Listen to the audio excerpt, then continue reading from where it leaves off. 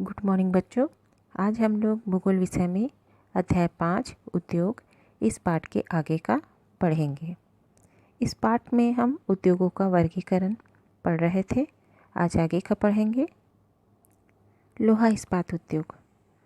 लोहा इस्पात उद्योग प्रायः उद्योगों का मेरुदंड कहलाता है। इस्पात प्रायः उद्योगों का मेरुदंड कहलाता है। लगभग सारी वस्तुएं जिनका हम लोग उपयोग करते हैं वे या तो लोहे या इस्पात से बने हैं अथवा इन धातु से निर्मित औजारों और मशीनों से बने हैं। पोत, रेलगाड़ी और ऑटो अधिकांशतः इस्पात से बने हैं। यहाँ तक कि सेफ्टी पिन और सुइयाँ जिनका उपयोग आप करते हैं वे भी इस्पात से बनती हैं। तेल इस्पात से बनी मशीनों से बेधित किए जाते हैं। इस्पात की पाइपलाइन से तेल परिवहित किया जाता है। ठीक है, समझ आ रहा है कि जो भी चीज़ हम उपयोग में करते हैं वह सारी चीज़ें जो हैं इस्पात से बनी होती हैं। खनिजों का खनन इस्पात के उपकरणों से होता है। कृषि के यंत्र प्रायः इस्पात से बने होते हैं। कृषि के साथ में जितने भी हैं कृषि का जो यंत्र होता है वो भी जो है इस्पात से बना होता है।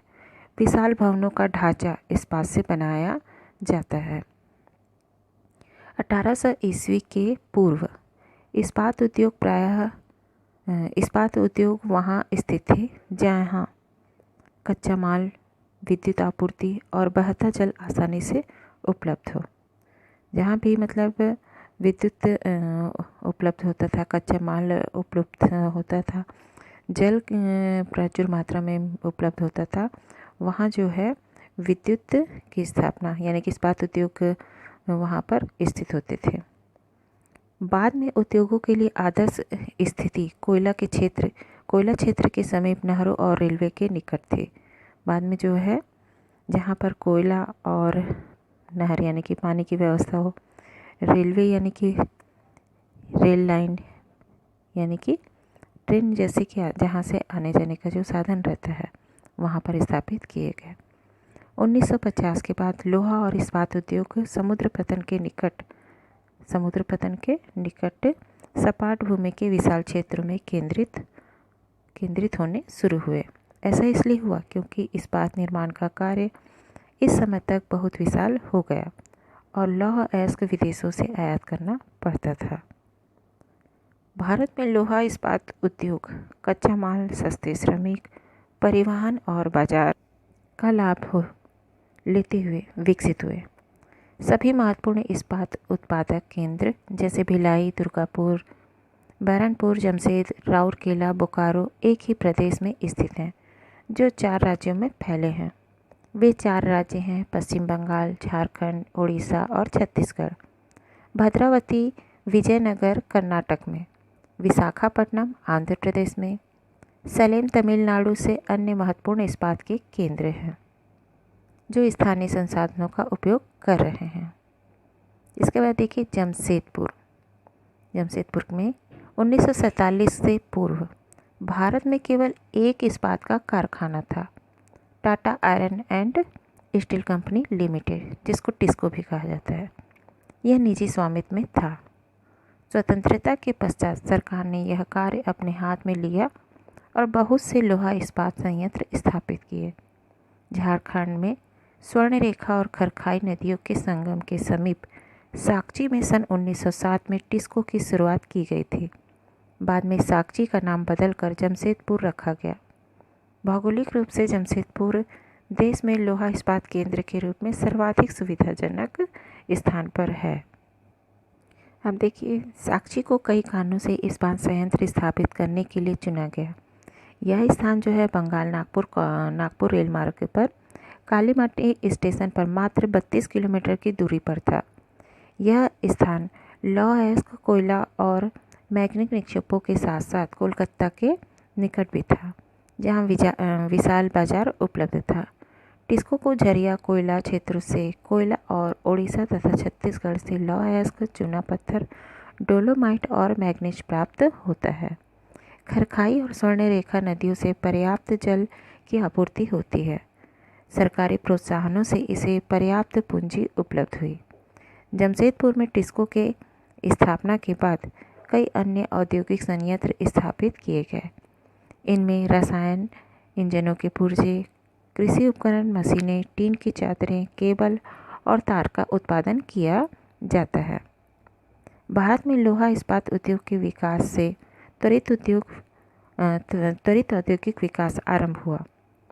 भारतीय उद्योग के लगभग सभी क्षेत्र अधिकांशतः अपने आधारभूत अवसंरचना के लिए लोहा इस्पात उद्योग पर निर्भर हैं। भारतीय लोहा इस्पात उद्योग में वृहत समाकलित इस्पात संयंत्रों के साथ साथ लघु इस्पात मिल भी सम्मिलित है। इसमें द्वितीयक उत्पादक, रोलिंग मिल और सहायक उद्योग भी शामिल हैं। पिट्सबर्ग, यह संयुक्त राज्य अमेरिका के एक महत्वपूर्ण इस्पात नगर है। पिट्सबर्ग में इस्पात उद्योगों को स्थानीय सुविधाएं उपलब्ध हैं।